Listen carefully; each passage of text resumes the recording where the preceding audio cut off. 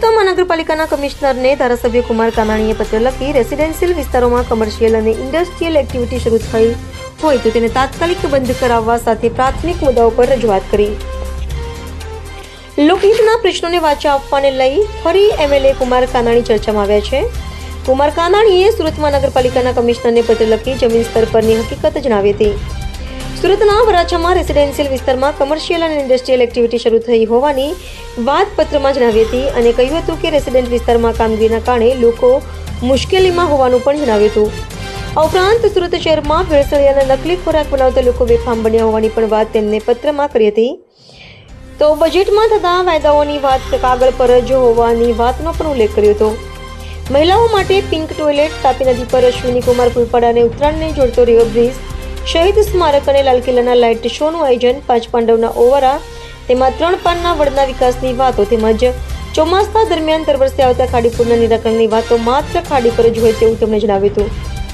બીજી તરફ આ સ્માર્ટ સિટી, મેગા સિટી સુરતના ખાડીના કારણે ગંદકી, મચ્છર અને ખાડીપુરનો ત્રાસ સુરત માટે શરમજનક હોવાનું અને વરાછા વિસ્તારમાં હેલ્થ સેન્ટર, તરણકુંડ, community hall, auditorium, sports complex બનાવી દેવાયા બાદ તેની હાલત ખરાબ થતી હોવાની વાત પણ તેણે પત્રમાં કરી હતી. સુરત મહાનગરપાલિકા મ્યુનિસિપલ કમિશનરે જે ડ્રાફ્ટ બજેટ રજૂ કર્યું છે એની અંદર કમિશનરશ્રીએ સુરતને world class happy healthy city બનાવવાની વાત કરી છે. તંદુરસ્ત સિટી, રહેવાલાયક સિટી. આ વાત જેમણે કરી છે બજેટની અંદર, તો મને એ વાતની ચિંતા થઈ કે રહેવાલાયક સિટી તો ક્યારે બનશે. સુરત શહેરની અંદર દર વર્ષે ખાડીપુર આવે છે, લાખો લોકો હેરાન પરેશાન થઈ જાય છે, બેઘર થઈ જાય, ઘર છોડી ભાગી જવું પડે છે, તંત્ર બી પરેશાન થઈ જાય છે. જ્યારે પૂર આવે ત્યારે ચર્ચાઓ થાય છે, વાતો થાય છે, મિટિંગો થાય છે, આયોજન થાય છે. ખાડીપુર કેવી રીતે બંધ થાય, ખાડીના ત્રાસમાંથી લોકો કેવી રીતે મુક્ત થાય, ખાડીની ગંદકી, ખાડીપુર, મચ્છરોનો ત્રાસ જે રીતે લોકો સહન કરી રહ્યા છે એમાંથી કેવી રીતે મુક્તિ મળે, એનું કોઈ આયોજન આ બજેટમાં નથી થયું. બીજી હેલ્ધી સિટીની વાત છે, તંદુરસ્ત સિટી કેવી રીતે બનશે. આજે આપણે જોઈએ છીએ રેડ પડે છે આરોગ્ય વિભાગની, બેફામ નકલી ખાદ્ય પદાર્થો, ભેળસેળ પદાર્થો બની રહ્યા છે અને લોકો ખાઈ રહ્યા છે. કાર્યવાહી શું થાય છે?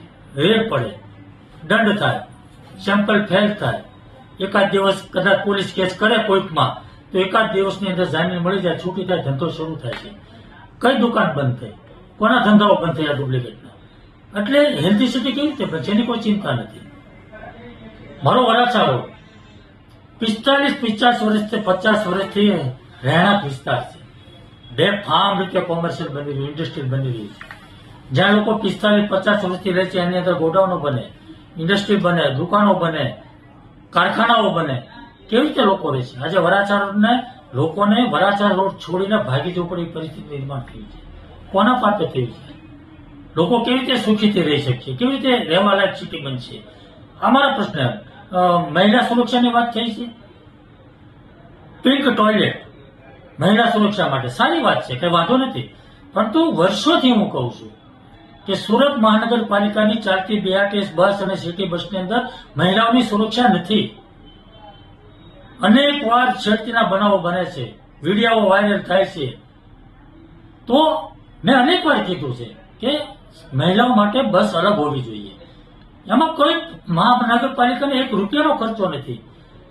કામરેજથી સ્ટેશનની રૂટની 50 બસ ચાલે છે, 10 બસ એમાંથી મહિલાઓની બનાવવાની છે, મહિલાઓ માટે અલગ. એમાં કઈ ખર્ચો નથી, કઈ નથી, છતાં પણ થતું નથી. મહિલા સુરક્ષાની વાતો કેવી રીતે થાય છે? ખાલી ટોયલેટ બનાવતી મહિલાઓની સુરક્ષા બની જશે. તો આ વાત જે મારી છે, જે મુદ્દાઓ છે એ બજેટની અંદર સમાવેશ નથી થયો. એટલે બજેટની અંદર સમાવેશ થાય અને એનું આયોજન થાય અને એનું વ્યવસ્થિત આયોજન કરી એનું નિરાકરણ થાય એવી મારી આ વાત છે. અભય થઈને નિષ્પક્ષતાથી નિરપેક્ષ રીતે વાસ્તવિકતાનો અરીસો રૂપી સચોટ માહિતી લાવતો સત્યની સાથે અભય ટાઈમ્સ.